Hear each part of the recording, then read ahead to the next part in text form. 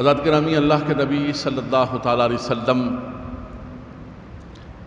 مکہ مکرمہ سے ہجرت فرما کے جب مدینہ منورہ شریف تشریف لے گئے تو مدینہ منورہ کے اندر پہنچتے ساتھ ہی آپ نے قباء کے مقام پر قیام فرمایا، اور وہاں پر سب سے پہلے اللہ کے نبی صلی اللہ علیہ وسلم نے مسجد بنائی، جس مسجد اور اہل قباء کا ذکر رب تبارک و تعالیٰ نے قرآن کے اندر فرمایا،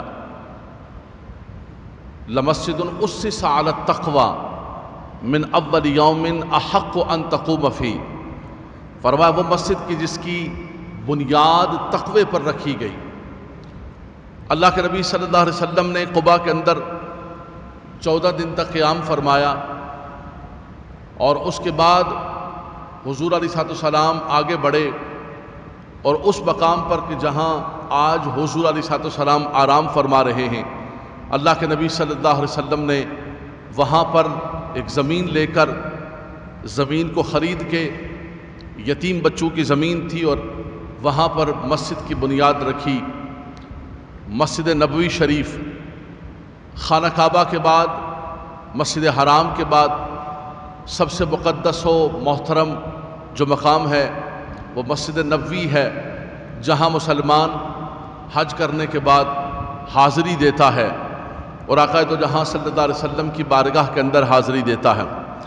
اس مسجد کو بنانے کے لیے اللہ کے نبی صلی اللہ تعالیٰ علیہ وسلم نے اپنے ہاتھ سے پتھر اٹھائے اور مسجد تیار ہو گئی، اور اس مسجد کے اندر پھر حضور علیہ السلام امام الانبیاء صلی اللہ تعالیٰ علیہ وسلم نے زندگی بھر امامت فرمائی۔ اس کا وہ مبارک مصلی اور اس کا وہ مبارک منبر جس پر حضور علیہ السلام نے زندگی بھر خطبات دیے، اور اس مصلی پر کھڑے ہو کر حضور علیہ السلام نے خود امامت فرمائی، اور پھر آپ کی بیماری کے ایام کے اندر نبی کریم صلی اللہ علیہ وسلم کے حکم پر مرو ابا بکر فلیصلی بالناس، ابو بکر سے کہو کہ لوگوں کو نماز پڑھائے۔ سیدنا ابو بکر صدیق رضی اللہ تعالیٰ عنہ نے نماز پڑھائی اس مصلی رسول پر۔ اس کے بعد خلفائے راشدین نماز پڑھاتے رہے مختلف زمانے کے اندر۔ تو اللہ کے نبی صلی اللہ علیہ وسلم جب مدینہ منورہ پہنچے تو سب سے پہلا جو کام کیا، اپنے گھر کی فکر نہیں کی بلکہ اللہ کے گھر کو تعمیر فرمایا۔ فرمایا کہ زمین پر جو مسجدیں ہیں یہ اللہ تبارک و تعالیٰ کا گھر ہے۔ رب تبارک و تعالیٰ جسم سے پاک ہے، جسمانیت سے پاک ہے۔ رب تبارک و تعالیٰ کا یہ جو گھر ہے خانہ کعبہ، وہاں بھی کوئی نعوذ باللہ اللہ رہتا نہیں ہے، کوئی مسکن نہیں ہے یہ، لیکن یہ نسبت تشریفی ہے، ایک اعزاز اور تشریف اور شرافت اور عزت اکرام کی وجہ سے کہا جاتا ہے کہ یہ اللہ تبارک و تعالیٰ کا گھر ہے۔ جب رب تبارک و تعالیٰ کی رحمتوں کا نزول ہوتا ہے تو خانہ کعبہ پر سب سے پہلے رحمتیں برستی ہیں، اس کے بعد پھر دنیا کی ساری مساجد پر وہ رحمتیں پھیل جاتی ہیں۔ وَإِذْ جَعَلْنَا الْبَيْتَ مَثَابَةً لِلنَّاسِ وَأَمْنًا وَاتَّخِذُوا مِن مَّقَامِ إِبْرَاهِيمَ مُصَلًّى أَن طَهِّرَ بَيْتِيَ لِلطَّائِفِينَ وَالْعَاكِفِينَ وَالرُّكَّعِ السُّجُودِ۔ حضرت ابراہیم و اسماعیل علیہ السلام کو اللہ تبارک و تعالیٰ نے حکم فرمایا میرے گھر کو صاف کرو۔ کس کے لیے؟ رکوع کرنے والوں کے لیے، سجود کرنے والوں کے لیے، قیام کرنے والوں کے لیے، طواف کرنے والوں کے لیے۔ مفتی احمد یار خان نعیمی رحمۃ اللہ تعالیٰ علیہ آیت کریمہ کے تحت فرماتے ہیں کہ یہ حکم اللہ تبارک و تعالیٰ نے حضرت ابراہیم و اسماعیل علیہ السلام کو عطا فرمایا کہ وہ بیت اللہ کو، اللہ کے گھر کو صاف کریں۔ فرمایا یہ حکم اس کے تابع دنیا کی ساری مساجد پر لاگو ہوتا ہے۔ نبیوں کو اللہ تبارک و تعالیٰ حکم فرما رہا ہے کہ ان طہرا، دونوں صاف کریں میرے گھر کو۔ فرمایا کہ یہ ساری مساجد پر جو جو صاف کرے گا اللہ ان کے دل کو صاف فرما دے گا، اللہ ان کے گھروں کو چمکا دے گا۔ جو رب تبارک و تعالیٰ کے گھر کو چمکاتا ہے، منور کرتا ہے، روشن کرتا ہے، فرمایا رب تبارک و تعالیٰ اس کو منور و روشن کر دیتا ہے۔ نبی کریم صلی اللہ تعالیٰ علیہ وسلم کی مبارک حدیث پاک مشکوٰۃ شریف میرے سامنے کھلی ہے، فرمایا کہ جب نبی کریم صلی اللہ علیہ وسلم معراج پر تشریف لے گئے تو پوچھا گیا کہ یہ ملائے اعلیٰ کے فرشتے هل تدرین فیما یختصم ملائے اعلیٰ، ملائے اعلیٰ کے فرشتے کس بات پر جھگڑ رہے ہیں؟ عرض کی کہ ہماری کو مولا تو جانتا ہے۔ رب تبارک و تعالیٰ نے اپنے ید بلا کیف جب آپ کے دونوں شانوں کے درمیان رکھ دیا تو حضور فرماتے فعلمت ما فی السماوات والارض، میں نے زمین و آسمان کی ہر چیز کو جو ہے وہ جان لیا۔ اب سنیے گا کہ ملائے اعلیٰ کے فرشتے کس بات پر جھگڑ رہے ہیں۔ فرمایا ملائے اعلیٰ کے فرشتے جھگڑ رہے ہیں الکفارات، کفارات کے اوپر۔ الکفارات کیا ہے؟ فرمایا المکث فی المساجد بعد الصلوات والمشی علی الاقدام الی الجماعات وابلاغ الوضوء فی المکارہ۔ اب میں آخر سے ترجمہ کرتا ہوں۔ فرمایا کفارات کیا ہے؟ فرمایا کفارات یہ ہے، ملائے اعلیٰ کے فرشتے بحث فرما رہے ہیں کہ بھائی ان کو کتنا اجر دیا جاتا ہے، ان کو کتنا ثواب دیا جاتا ہے۔ فرمایا یہ کون لوگ ہیں؟ فرمایا کہ جو کامل وضو کرتے ہیں اس وقت جب وضو کرنا مشکل ہوتا ہے۔ ہمارے ہاں تو گیزر لگے ہوئے، بڑی آسانی ہے۔ کئی ممالک ایسے ہیں، خاص طور پر یہ رشیا کی اسٹیٹ ہیں، چچینیا ہیں، یہاں پر اتنی ٹھنڈ ہوتی ہے کہ -40 تک جاتا ہے، اور لوگ جو ہے برف پگھلا کر وضو کر رہے ہوتے ہیں، پھر بھی وہ مسلمان ہم سے اچھے نمازی ہیں۔ ہم گیزر کے اندر بھی نماز نہیں پڑھتے ہیں، لیکن وہ اس برف کے اندر نماز پڑھتے ہیں۔ فرمایا کفارات کیا ہے؟ فرمایا کفارات یہ ہے کہ اس وقت کامل وضو کرنا، ابلاغ الوضوء فی بکارہ، جب وضو کرنا مشکل ترین عمل ہو، جب مشکل ترین عمل ہو اس وقت وضو کرنا۔ اللہ اکبر۔ دوسرا فرمایا کہ المشی علی الاقدام الی الجماعات۔ کفارات یہ ہے ملائے اعلیٰ کے فرشتے جھگڑ رہے ہیں کہ اللہ ان کو کتنا اجر دیتا ہے۔ فرمایا جو اپنے قدم اللہ کے گھر کی طرف اور جماعت کی طرف اٹھاتے ہیں۔ تیسرا فرمایا کہ ملائے اعلیٰ کے فرشتے اس بات پر بحث کر رہے ہیں کہ رب تبارک و تعالیٰ ان کو کتنا اجر و ثواب دیتا ہے کہ المکث فی المساجد بعد الصلوات، جو نماز کے بعد مساجد کے اندر بیٹھتے ہیں۔ یہ نہیں کہ نماز پڑھی، سلام پھیرا، اٹھ کے بھاگنا شروع کر دیا کہ جیسے کسی نے باندھ کے رکھا ہوا تھا، یا جیسے تنگ ہو کے آئے ہوئے تھے کہ یار یہ فرض ادا ہو جائے، کب نکلے مسجد سے باہر۔ میں نے آخری جمعۃ المبارک کے اندر بھی یہ حدیث پاک سنائی تھی کہ جو اللہ تبارک و تعالیٰ کی پسندیدہ جگہ ہیں، جن کو رب پسند کرتا ہے، وہ فرمایا احب البلاد الی اللہ مساجدہا۔ فرمایا وہ مسجدیں ہیں جن کو رب تبارک و تعالیٰ پسند کرتا ہے۔ وابغض البلاد الی اللہ اسواقہا، اور اللہ کے ہاں سب سے زیادہ ابغض، سب سے زیادہ ناپسندیدہ جو جگہ ہیں وہ بازار ہیں۔ تو میرے بھائیوں، مسجدوں والے بنو، بازار والے نہ بنو۔ بازار کے اندر ضرورتاً جاؤ، سودا سلف لینے کے لیے جاؤ، کاروبار کرنے کے لیے جاؤ، معیشت کے لیے جاؤ، معاش کے لیے جاؤ، بازار ہی جانا پڑے گا، لیکن بازار کے ساتھ دل نہ لگاؤ، دل اللہ کے گھر کے ساتھ لگاؤ۔ دل لگاؤ رب تبارک و تعالیٰ کے گھر کے ساتھ ہے۔ اس لیے کہ روئے زمین پر یہ جو اللہ تبارک و تعالیٰ کی مساجد ہیں، فی بیوت اللہ، فرمایا یہ اللہ تبارک و تعالیٰ کے گھر ہیں۔ بھئی یہ کس کا گھر ہے؟ یہ فلاں کا گھر ہے۔ یہ کس کا گھر ہے؟ یہ فلاں کا گھر ہے۔ اس کے ڈاکومنٹس بنے ہوئے، آپ رجسٹری کرانے جائیں گے اس کے نام پر ہوگا، سارے کا سارا ہوگا۔ پٹواری جو مشہور ہیں ہمارے پنجاب کے اندر، پٹواریوں کے اندر فرد ہوگی، فلاں ہوگا، فلاں کے نام پر ہے، فلاں کے دادا کے نام پر ہے۔ بھائی یہ کس کا گھر ہے؟ فرمایا یہ کسی کی ملکیت نہیں، اللہ تبارک و تعالیٰ کا گھر ہے، کوئی مالک نہیں ہے اس کا۔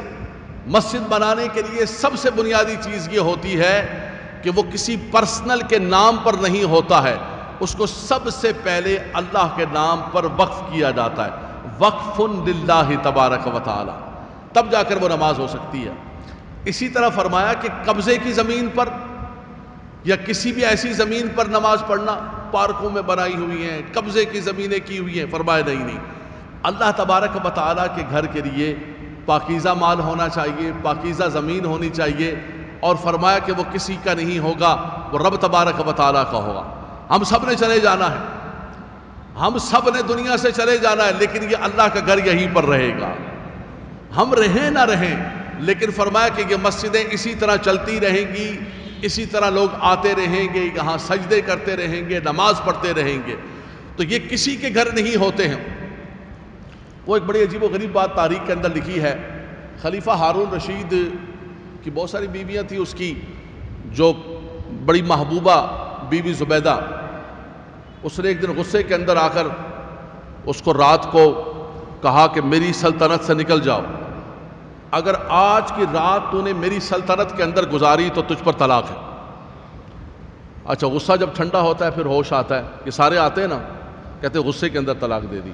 ابھی بھائی غصے ہی کے اندر طلاق دیتا ہے، کوئی پیار میں تھوڑی طلاق دیتا ہے کہ آج بڑی پیاری لگ رہی ہو، آج عید پر تم بہت پیاری لگ رہی ہو، تم نے کھانے بہت اچھے دیے ہیں اور بہت سج سور کے آئی ہو تم، تو تمہیں طلاق ہے۔ غصے کے اندر طلاق دیتا ہے اور اسی کو قابو پانا ہوتا ہے۔ وہی وقت ہوتا ہے، اگر ندامت سے بچنا چاہتے ہو تو اس وقت کو قابو پا لو، اٹھ کے چلے جاؤ، آگے پیچھے ہو جاؤ، دائیں بائیں ہو جاؤ، فلان ہو جاؤ، ٹمکان ہو جاؤ۔ تو اس نے کہا جی آج کی رات اگر تو میری سلطنت کے اندر رہی تو تجھے طلاق ہے۔ اب جب ٹھنڈا ہوا تو اس نے کہا اوہو یہ کیا ہو گیا، اور تھی بھی وہ خاندان کی، اور بیویاں ہوتی ہیں تو ان کے لیے بادشاہوں کے لیے مسائل نہیں ہوتے، اس نے کہا یہ تو بہت بڑا مسئلہ بن جائے گا۔ سارے بغداد کو علماء کو بلا لیا، اس کا حل نکالو کوئی۔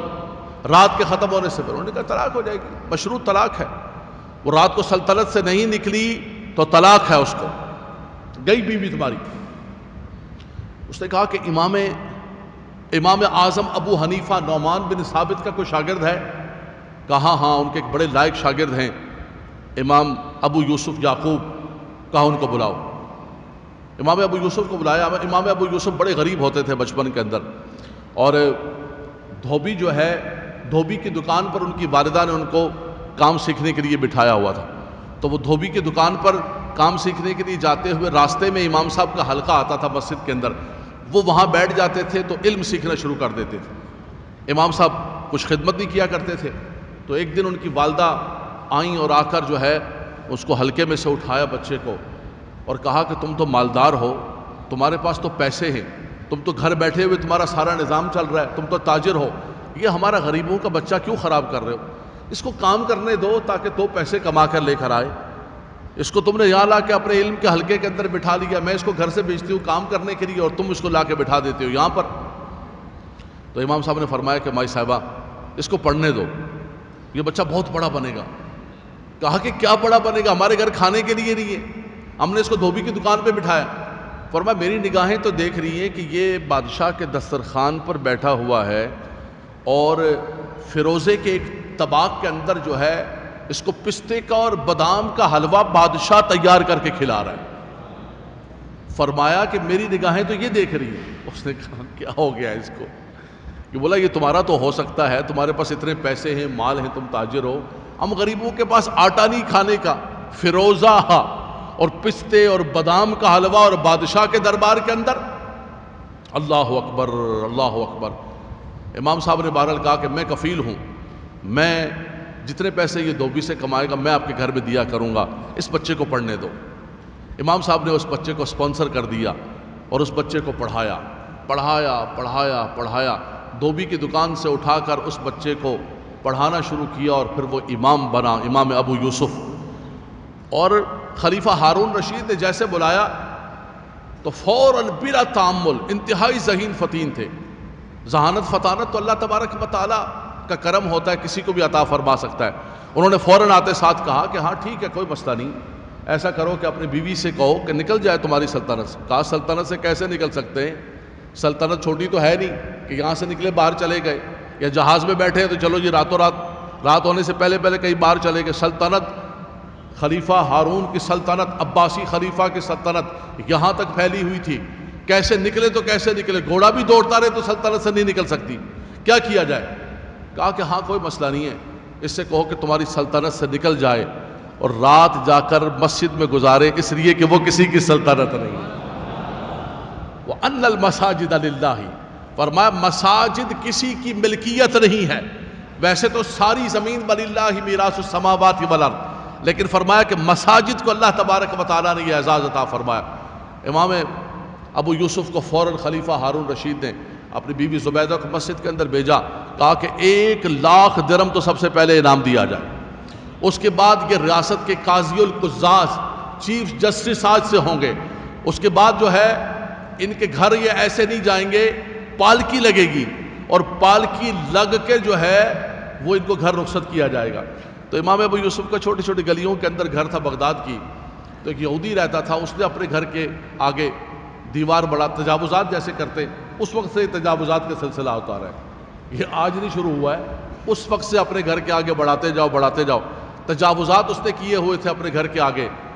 تو یہودی تھا، مالدار تھا، امام صاحب نے فرمایا کہ یہ راستہ میرا بند ہو رہا ہے، پرانی بات ہے، میرا راستہ بند ہو رہا ہے، یہ آگے نہ کرو۔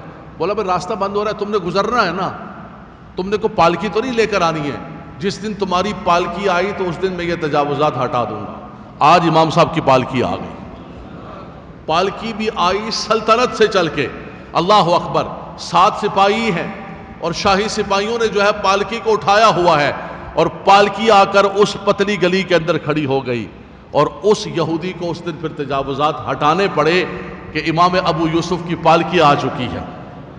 تو اصل بات یہ تھی کہ یہ جو مساجد ہیں یہ خالصتاً اللہ تبارک و تعالیٰ کا گھر ہے، رب تبارک و تعالیٰ کا پسندیدہ مقام ہے، احب البلاد الی اللہ مساجدہا۔ حضرات گرامی، اللہ نے رمضان میں آپ پر کرم کیا، فضل فرمایا، آپ نے رمضان المبارک کے اندر ان مسجدوں کو آباد کیا ہے، اور مسجدوں کی آبادی میں ہمیشہ ایک بات کہتا ہوں، دنیا کے اندر بڑی بڑی خوبصورت ماسک بنی ہوئی ہیں، بلو ماسک بنی ہوئی ہے، لوگ وہاں تفریح کے لیے جاتے ہیں، فوٹو سیشن کرتے ہیں، اور ایسی ایسی دنیا کے مساجد ہیں جو بادشاہوں نے بنائی ہیں، لیکن وہاں کوئی اذان دینے والا نہیں، وہاں کوئی نماز پڑھانے والا نہیں۔ اور کئی مورخین نے لکھا ہے کہ ہم فلاں علاقے کے اندر گئے اور ہم نے دیکھا کہ مسجد کے اندر ہلکا ہلکا، عرب کے ممالک میں ہلکا ہلکا میوزک بج رہا ہے لیکن کوئی اذان دینے والا نہیں ہے۔ تو مسجد ان دیواروں کا نام نہیں ہے، مسجد ان ٹائلز کا نام، قالینوں کا نام، فانوس کا نام، اس کا نام نہیں ہے، مسجد نام ہے ان نمازیوں کا جو اللہ کی بارگاہ میں وہاں سجدہ ریزی کے لیے آتے ہیں، مسجد نام ہے ان ذکر کرنے والوں کا، ان عبادات کرنے والوں کا۔ مسجد کی رونق، زینت، خوبصورتی جو ہے ان ٹائل اور فانوس کے ساتھ نہیں ہے بلکہ ان نمازیوں کے ساتھ ہے۔ اس لیے حضرات گرامی، مسجد والے بنو، مسجد کے ساتھ دل لگاؤ، مسجد کے ساتھ من لگاؤ۔ مسجد اللہ تبارک و تعالیٰ نے آپ کو توفیق عطا فرمائی۔ ایک بچے نے مجھے پوسٹ بھیجی، وہ پوسٹ بڑی عجیب میرے دل کے اندر لگی۔ اس نے لکھا تھا کہ مسلمان بھی کیسا عجیب ہے، ایک چاند نظر آیا اور آ کر مسجد کو بھر دیا۔ ہمارے ایک دوست ہے برمنگھم کے اندر، علامہ ساجد ظفر صاحب، ووڈ لینڈ کے اندر وہ امام ہے، وہ کہنے لگے رمضان شروع ہوا، ایک سال بتانے لگے رمضان شروع ہوا اور اتنے مسلمان وہاں ووڈ لینڈ کے اندر نماز پڑھنے کے لیے آ گئے کہ گورے بھی پریشان ہو گئے، یہ کیا ہو گیا، ان کی جنسی اچانک متحرک ہو گئی، کیمرے لگ گئے ان کے، بھئی یہ ہوا کیا ہے، کوئی ہیپن ہو گیا، اتنے مسلمان نکل آئے، رمضان آ گیا، رمضان آ گیا۔ ایک چاند نظر آیا، اللہ کے گھر کو آباد کیا۔ دوسرا چاند نظر آیا، سارے بوری بسترا اٹھایا، ٹوپیاں رکھی، قرآن رکھا، مصلی رکھا، الوداع رمضان، خدا حافظ رمضان۔ اب 11 مہینے کے بعد یہ ٹوپیاں بھی نکالیں گے، یہ مصلی نکالیں گے، اور اب ہم جو ہے 11 مہینے کے بعد عبادت کرنے کے لیے آئیں گے، اس لیے کہ ہمارا سیزن ختم ہو گیا، ہماری عبادت کا سیزن ختم ہو چکا ہے، ہماری نمازیں اب ختم ہو چکی ہیں، ہمارا قرآن سے نعوذ باللہ تعلق ختم ہو چکا ہے، اب ہم نے نہ قرآن کھولنا ہے، اب نہ ہم نے جماعتوں کی پابندی کرنی ہے، بس کر لیا، ہم نے ادا کر لیا نا، اتنی بڑی لیلۃ القدر منائی، شب برات، شعبان سے رجب سے چل رہے، اب یہ بڑے مہینے ختم اور ہماری مسجد ویران۔ تو ایک چاند پر آباد اور دوسرے چاند پر سارے رخصت پر چلے گئے۔ عزیزان گرامی، ایسا دین اور ایسا اسلام صحابہ کرام کے مبارک دور کے اندر نہیں دیکھا گیا۔ صحابہ کرام رمضان میں بھی اسی طرح ہوتے تھے، وہی صحابہ کرام، وہی ابو بکر ہیں، وہی عمر ہیں، وہی نمازی ہیں، وہی سعد ہیں، وہی معاذ بن جبل ہیں، اللہ اکبر، فرمایا وہی نمازی ہیں۔ اور حضرات گرامی، رمضان کے بعد بھی وہی ہے، رمضان بھی وہی ہے۔ میں رمضان المبارک کے اندر جب ظہر کی نماز پڑھانے کے لیے آیا کرتا تھا، یہ پورا ہال بھرا ہوا، اس کے باہر کا ورانڈا بھرا ہوا، باہر دھوپ کے اندر لوگ کھڑے، اوپر جا رہے ہیں، نیچے بیسمنٹ میں جا رہے ہیں۔ اب منڈے آئے گا، فرسٹ ورکنگ ڈے آئے گا، آپ دیکھ لیجئے گا ظہر کے نمازی، اچھا وہ کہیں اور سے نماز پڑھنے آتے نہیں تھے؟ سراؤنڈنگ کے اندر آفیسز کے لوگ تھے ہمارے جو واکنگ ڈسٹینس پر یا 2-5 منٹ کی ڈرائیو پر واک پر نماز پڑھنے کے لیے آ گئے، لیکن کہاں چلے گئے نماز کے بعد؟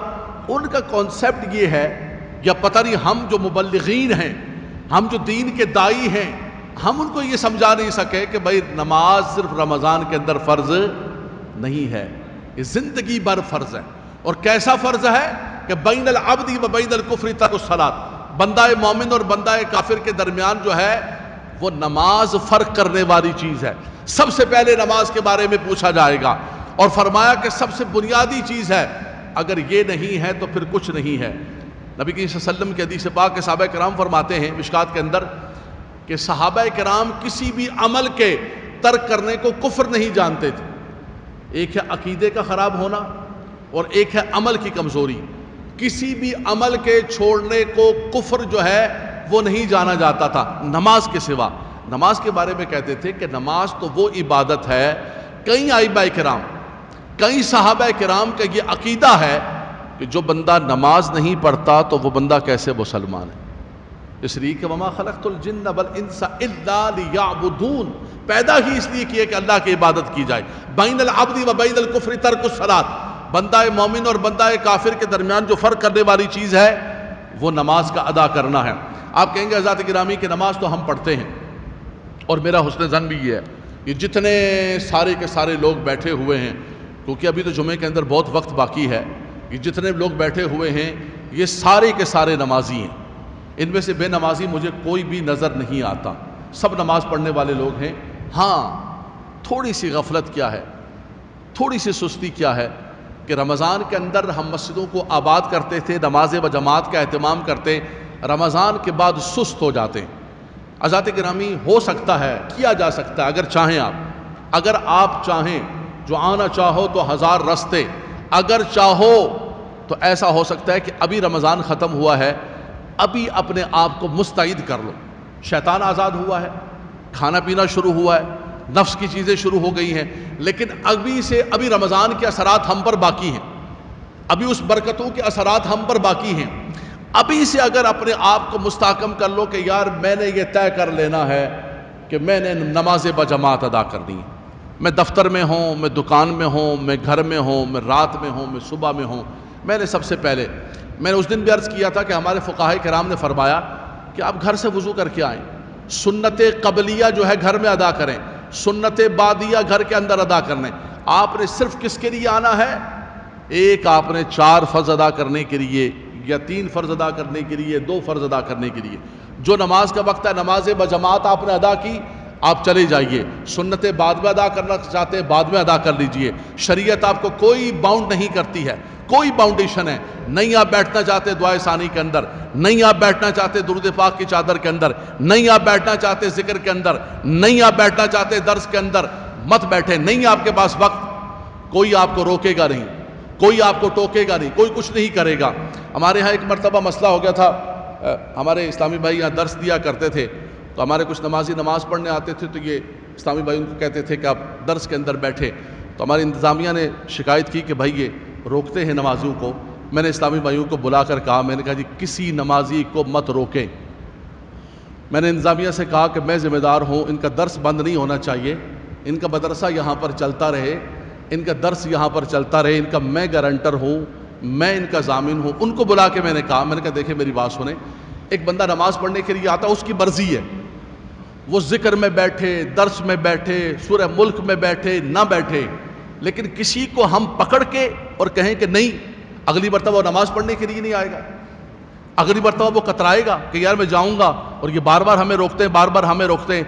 نہ محراب و ممبر سے کسی کو روکا جاتا ہے، نہ یہاں سے کسی کو، بحمداللہ تبارک و تعالی، اللہ ان کو جزائے خیر عطا فرمائے۔ اسلامی بھائیوں نے اس کے بعد پھر روکنا بند کر دی، کئی سال پرانی بات ہے، اور میں نے کہا جی یہ درس اور مدرسہ میری گارنٹی پر چلے گا، اور اس کو چلنے دیا جائے، انتظامیہ سے گزارش کی اس کو بند نہ کیا جائے۔ تو آپ کی مرضی ہے، آپ کسی ایکٹیویٹیز کے اندر شامل نہ ہو، یہ آپ کا اپنے ٹائم پر میسر ہے، لیکن خدا را نماز بجماعت کو نہ چھوڑیں، اتنا اپنے اوپر لازم کر لیں۔ یار نماز بجماعت کے لیے کتنا ٹائم لگے گا؟ آپ سراؤنڈنگ کے اندر رہتے ہوئے 2-4 منٹ آنے کے لگیں گے، 2-4 منٹ جانے کے لگیں گے، 5-7 منٹ کی نماز ہوتی ہے ظہر کی عصر کی نماز، 7 منٹ لگ جائیں گے اس کے اندر، 8 منٹ لگ جائیں گے اس کے اندر. اچھا مغرب کی نماز کے اندر بھی 8-10 منٹ. ہمارے آفیسز کے ساتھ اس وقت زیادہ بیٹھے ہوئے، اپنے اوپر یہ لازم کر لیں کہ جس طرح اللہ نے ہمیں رمضان کے اندر توفیق عطا فرمائی، اللہ نے رمضان میں ہمیں نماز بجماعت کی توفیق عطا فرمائی. اور ایک اور میں آپ کو بات بتاؤں، آپ جماعت سے نماز پڑھ کے جب جائیں گے نا، جماعت سے نماز پڑھ کے جب جائیں گے، ایک چیز ذرا محسوس کیجئے گا، خدا کی قسم میں کہہ رہا ہوں، میں اللہ کے گھر میں بیٹھا ہوں، جب آپ نماز پڑھ کے نکلیں گے نا مسجد سے، آپ محسوس کرنا آپ کے دل کے اندر سکون کتنا ہو، آپ کے دل کے اندر اطمینان کتنا ہوگا. نماز تو پڑھنی ہے آپ نے، دفتر میں بھی پڑھ لیں گے، گندے فرش ہوتے ہیں، گندی جگہ ہوتی ہے، ہٹو بھائی ہٹو ہٹو، ادھر ادھر ہو جائے یار ذرا ادھر کر، میں نے نماز پڑھنی ہے، اللہ اکبر، چلو جی ادھر مارا چلو جی فرض ادا کر دیا. نہیں، نماز بجماعت کے لیے جب آتا ہے، جیسے کہ جمعۃ المبارک کی میں نے حدیث پاک پڑھی، وقفت الملائکۃ علی باب المسجد، فرمایا کہ مسجد کے دروازے پر اللہ کے فرشتے استقبال کرتے ہیں. لیکن عام نمازوں کے اندر فرمایا کہ جب بندہ نماز پڑھنے کے لیے آتا ہے تو اللہ کے فرشتے ان کی زیارت کے لیے آتے ہیں. اللہ تبارک و تعالی ان المساجد اوتاد، فرمایا کہ رب تبارک و تعالیٰ کے گھر ہیں، اللہ کے فرشتے آتے کس لیے؟ ہم الجلساء الملائکۃ، فرمایا ملائکہ آتے ہیں اور کہتے ہیں کہ ان کے ساتھ ہمیں بیٹھنا ہے، یہ اللہ کے مہمان آئے ہوئے ہیں، ہم ان کے ساتھ نہیں بیٹھتے. فرمایا ملائکہ تمنا کرتے ہیں. اس لیے فقہاء کرام نے فرمایا کہ جب آپ سلام پھیریں السلام علیکم ورحمۃ اللہ، تو فرمایا ساری صف والوں کی نیت کریں اور فرشتوں کی بھی نیت کریں. فرمایا کہ جب امام کہتا ہے وَلَضَّالِّينَ اور مقتدی کہتے ہیں آمین، تو مقتدی بھی آمین کہتے ہیں، وہ فرشتے بھی آمین کہتے ہیں. فرمایا مقتدیوں کی اور فرشتوں کی آمین ملا کر اللہ کی بارگاہ کے اندر جاتی. وہ ہمیں نظر نہیں آ رہے، وہ ہمیں نظر نہیں آ رہے. حضرت سعد بن معاذ رضی اللہ تعالیٰ عنہ کا جنازہ جب آپ فوت ہوئے تو ایک کمرے کے اندر آپ کی میت مبارک رکھی ہوئی تھی. اللہ کے نبی صلی اللہ علیہ وسلم تشریف لائے تو حضور علیہ السلام جب کمرے کے اندر داخل ہوئے تو حضور کمرے کے اندر ایسے داخل ہو رہے ہیں جیسے آپ میں سے کو آتا ہے اور یوں صفوں کو لوگوں کو چیرتا ہوا راستہ بناتا اور جنازے کے پاس آ کر ایسے سکڑ کے بیٹھ گئے. صحابہ کرام نے عرض کی یا رسول اللہ کمرہ تو بالکل خالی ہے، کمرے کے اندر تو کوئی بھی نہیں، آپ تو ایسے تشریف لائے اور ایسے بیٹھ گئے. حضور نے فرمایا تمہیں نظر نہیں آ رہا ہے، یہ سعد کے جنازے پر کمرہ بھرا ہوا ہے فرشتوں کا، اللہ کے فرشتے آئے ہوئے ہیں. اللہ اکبر. فرمایا سعد کے جنازے پر تل دھرنے کی جگہ نہیں ہے. فرمایا میں یہاں پر بیٹھا ہوں، یہ بھی ایک فرشتے نے اپنے پر کو سکڑایا ہے تو بڑی مشکل سے میں یہاں پر مجھے جگہ ملی ہے، جگہ ہی نہیں ہے تل دھرنے کی. فرمایا تم انہیں نہیں دیکھ سکتے ہو، میں انہیں دیکھ رہا ہوں. فرمایا میں انہیں دیکھ رہا ہوں، ہمیں نظر نہیں آ رہے. لیکن فرمایا جب علم کی مجلس لگتی ہے، جب ذکر کی مجلس لگتی ہے، جب نماز بجماعت کے لیے آپ آتے تو اللہ کے فرشتے آ کر آپ کے ساتھ بیٹھے ہوتے ہیں، آپ کی دعا پر آمین کہہ رہے ہوتے ہیں. حدیث پاک کے اندر آتا ہے کہ جب بندہ وضو کرتا ہے اور وضو کر کے گھر سے نکلتا ہے تو ہر قدم پر اللہ تبارک و تعالیٰ اس کے گناہ کو معاف کرتا ہے، اس کے درجے کو بلند و بالا فرماتا ہے. پھر فرمایا جب وہ مسجد کے اندر آتا ہے، آ کے بیٹھتا ہے، کچھ بھی نہیں کرتا ہے. فرمایا وہ بیٹھا ہوتا ہے، وہ نماز کے انتظار کے اندر ہوتا ہے، انتظار الصلاۃ فہو فی الصلاۃ، اللہ کے فرشتے اس کے لیے دعا کر رہے ہوتے ہیں. کیا؟ اللہم اغفرہ، اللہم ارحمہ، اللہم تب علیہ، اے مالک و مولا اس کی مغفرت فرما دے، یہ تیرا مہمان ہے، تیرے گھر کے اندر آیا ہوا ہے، اے اللہ تو اس پر رحم فرما دے، اے اللہ اس کی توبہ کو قبول فرما لے. فرمایا کب تک دعا کرتے رہتے ہیں؟ من لم یؤذن ومن لم یحدث. فرمایا جب تک جو کسی کو من لم یؤذی، جب تک کسی کو اذیت نہ دے، جب تک کوئی بات نہ کرے اور بے وضو نہ ہو جائے. بات کرنا شروع کر دیتا ہے، فرشتے کہتے ہو یہ تو مسجد میں بھی آ کے دنیاوی چکروں کے اندر لگاؤ، مسجد میں بھی آ کے لگا ہوا ہے. فرمایا یہ تو اللہ تبارک و تعالیٰ کا گھر تھا، اس کو جو ہے یہاں پر آ کر نہیں کرنا چاہیے تھا. فرمایا رب تبارک و تعالیٰ کے فرشتے اس کے لیے دعا کر رہے ہوتے ہیں. حضرات گرامی وقت ہو چکا ہے جمعے کا، جمعہ ہم نے ادا کرنا ہے. میں صرف اتنی گزارش کروں گا کہ خدا را جس طرح آپ رمضان المبارک کے اندر اللہ کے گھر کو آباد کرتے تھے، اس آبادی کو کم نہ کیجئے، اس آبادی کو خدا تبارک و تعالیٰ کے گھر کی آبادی کو کم نہ کریں. میں بخاری اور مسلم کی ایک حدیث پاک پڑھنے لگا ہوں، بات اس پر مکمل. اللہ کے نبی صلی اللہ تعالیٰ علیہ وسلم نے فرمایا فرمایا کہ جب بندہ نماز پڑھتا ہے، اکیلا نماز پڑھتا ہے، اس کی ایک نماز ہوتی ہے، لیکن فرمایا صلاۃ الجماعت تفضل من صلاۃ الفض ب27 درجۃ، رواہ البخاری و رواہ مسلم۔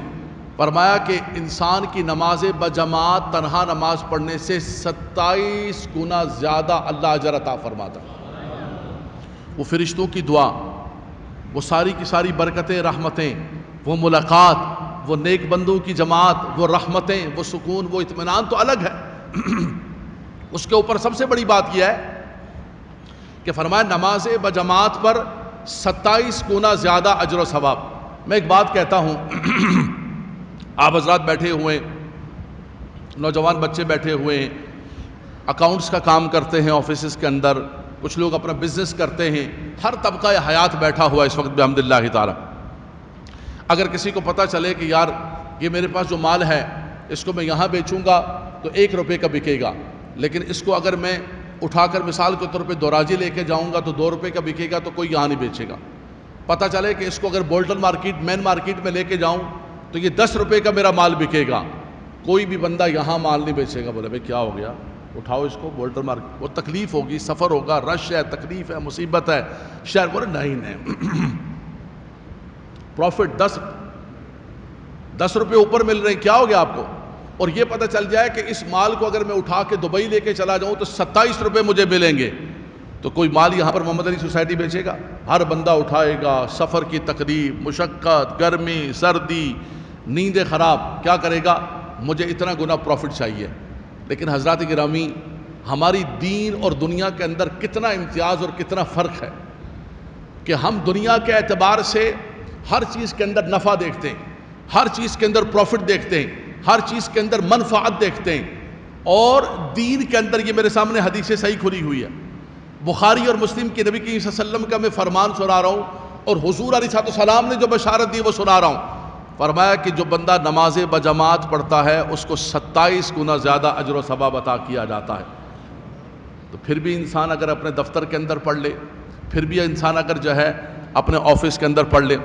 میں نے پچھلی مرتبہ لوگوں سے پرومس کرایا تو ہمارے ایک دوست نے، بزرگ دوست نے مجھے میسج کیا، بولا یار تم جو ہے وہ بیماروں سے اور بوڑھوں سے پرومس کروا رہے ہو، ہلکا ہاتھ رکھو، ایسا تو نہ کرو۔ میں نے کہا بیمار اور بوڑھے تو خیر جس کو شریعت نے استثناء دیا ہے اس کو ہم کیسے پرومس کرا سکتے ہیں، لیکن ایک حدیث پاک سناؤں گا، وقت ہو چکا ہے، مجھے اشارہ ہو چکا ہے۔ نبی کریم صلی اللہ علیہ وسلم کی بارگاہ کے اندر ایک صحابی رسول حاضر ہوئے، اور وہ رجل اعمی، نابینا صحابی تھے۔ اتى النبی رجل اعمی فقال یا رسول اللہ لیس لی قائد یقودنی الی المسجد، میرے پاس کوئی بندہ نہیں ہوتا جو مجھے مسجد لے کر آئے۔ فسأل رسول اللہ ان یرخص له، یا رسول اللہ مجھے رخصت ہے میں گھر میں نماز پڑھ لیا کروں، فیصلی فی بیتہ، میں گھر میں نماز پڑھ لیا کروں۔ فرخص له، اللہ کے نبی صلی اللہ علیہ وسلم نے اس کو رخصت عطا فرمائی۔ فلما ولا، جب وہ جانے لگا تو دعا، حضور نے فرمایا حل تسمع النداء بالصلاۃ، کیا تم اذان کی آواز سنتے ہو؟ اذان کی آواز آتی ہے؟ قال نعم، اذان کی آواز تو آتی ہے۔ حضور نے فرمایا اذان کی آواز آتی ہے تو فاجب، فرمایا جیسے بھی آنا پڑے پھر مسجد کے اندر حاضر۔ یہ میرے سامنے مسلم شریف کے یہ متن میں نے آپ کے سامنے پڑھ کے سنا دیا، اس کے اندر کوئی شرح نہیں کی، کوئی تفسیر نہیں کی، کوئی اپنے پاس سے میں نے اضافہ نہیں کیا، وہ حدیث پاک میں نے آپ کو پڑھ کے سنا دی جو اللہ کے نبی صلی اللہ علیہ وسلم کی بارگاہ کے اندر۔ اس لیے میں گزارش کروں گا، میں اپنے نوجوانوں سے گزارش کروں گا، بزرگ کو بیمار بھی ہو سکتے ہیں، تکلیف بھی ہو سکتی ہے، ان کو شریعت نے کئی چیزوں سے استثناء عطا فرمایا۔ نماز کے اندر قیام کرنا فرض ہے، ان کا قیام چلا جاتا ہے، اور اگر کسی کے پاس پانی نہیں ہے فرمایا وہ تیمم کر لے، کوئی قبلہ بتانے والا نہیں ہے فرمایا جہاں تحری کر کے پڑے گا اللہ قبول و منظور فرما لے گا، لیکن چھوڑنی نہیں ہے۔ اسی طرح نماز بجماعت واجب ہے، جماعت کے ساتھ نماز کا ادا کرنا، یہ کیا ہے؟ بولے تو صحیح، کیا ہے؟ یار بول تو دو۔ وہی والی بات ہے کہ بولنے سے پرومس نہیں ہو جائے گا، کرنا تو آپ نے، میں آپ کو باندھ کے نہیں لا سکتا ہوں، میرے پاس کوئی چیز نہیں ہے، میرے پاس کی قرآن ہے، رسول اللہ صلی اللہ علیہ وسلم کی حدیث ہے، میں رسول اللہ صلی اللہ علیہ وسلم کی حدیث کے اور قرآن کے موتی آپ کو پیش کر سکتا ہوں، اس کے آگے کرنا آپ نے ہے۔ ان اللہ لا یغیر ما بقوم حتی یغیروا ما بانفسہم، ہم نے یہ 100 سال کا بیجا ہوا ہے، ہم نے قوم کو یہ کہا کہ مبارک ہو آج کی رات تم نے محفل کے اندر رات گزاری ہے، جاؤ جا کر آرام کرو، سو جاؤ، نہ خطیب نے فجر کی نماز پڑھنی ہے، نہ نعت خواہ نے پڑھنی ہے، نہ لوگوں نے پڑھنی ہے جی۔ ہم یہی 100 سال یہی ساری کی ساری کہ جناب آج کی رات جو بھی آ گیا اس محفل کے اندر جنتی ہو گیا، یہ 11ویں کی دیگ چڑھا دی ہے تم سب جنتی ہو گئے ہو۔ ہم نے جنت کی ٹکٹیں اسی طرح باندھ کے اور اس کو بیچ کے لوگوں کو اتنا بے عمل کر دیا کہ آج مسجدیں تو ہم بناتے ہیں لیکن ان مسجدوں کو آباد کرنے والا نہیں ہے۔ لیکن حضرات گرامی، میں نے محراب و منبر سے مجھ سے قسم لے لیں کبھی میں نے ایسی روایت بیان نہیں کی، کبھی ایسا وعدہ نہیں کیا، کبھی ایسی بشارت نہیں سنائی کہ جس سے سارا دین ڈھل جائے اور لوگوں کو ایسے جنت کے اندر ایک ایک دیگ پر بھیجا جائے۔ عمل سے زندگی بنتی ہے، جنت بھی جہنم بھی، یہ خاکی اپنی فطرت میں نہ نوری ہے نہ ناری ہے۔ میں پرومس نہیں لیتا ہوں، آج میں پرومس نہیں کرتا ہوں، میں ڈر گیا اس دن۔ وہ بابا جی نے مجھے فون کیا، دوست نے، اس نے کہا یار تم لوگوں سے پرومس لے رہے ہو، بوڑھوں کا خیال رکھو، بیماروں کا خیال رکھو، نہیں کرو ایسے۔ میں نے کہا یار چلو بوڑھے مستثنیٰ ہیں لیکن یہ میرے نوجوان بچے تو بیٹھے ہوئے ہیں، اللہ ان کو جوانیوں کو سلامت ہے۔ میں کہتا ہوں یہ نوجوان ہی خالی آ جائیں نا، یہ ظہر عصر مغرب کے اندر یہ نوجوان ہی ہمت کر کے آ جائیں تو خدا کی قسم یہ عام دنوں کے اندر رمضان بن جائے گا، رمضان کا سما ہوگا، مسجد بھری ہوگی نمازیوں سے، یہ ہال بھی بڑا ہوگا، یہ بھی بڑا ہوگا، اوپر جا رہے ہوں گے، نیچے جا رہے ہوں گے۔ جو رمضان کے اندر آپ ظہر کی نماز پڑھنے کے لیے آتے تھے، کون کون آتا تھا میں ہاتھ نہیں اٹھوا سکتا ہوں، لیکن جو آتا تھا اس وقت بیٹھا ہوا ہے وہ اتنا کہہ دے کہ میں رمضان میں ظہر میں آیا کرتا تھا، انشاءاللہ رمضان کے بعد بھی میں اسی طرح نماز بجماعت میں آؤں گا، باواز بلند انشاءاللہ تعالیٰ کہہ دیں۔ اللہ تبارک و تعالیٰ آپ کی اور میری انشاءاللہ کو قبول و منظور فرمائے۔ اللہ ہمارا دل مسجدوں کے ساتھ لگا دے، خدا ہماری مسجدوں کو آباد فرما دے، خدا ہماری مسجدوں کو ویرانی سے محفوظ فرمائے۔ اے میرے مالک و مولا، جو تیرے گھر کو آباد کرنے والے ہیں تو ان کے گھروں کو آباد فرما دے، ان کے دلوں کو آباد فرما دے۔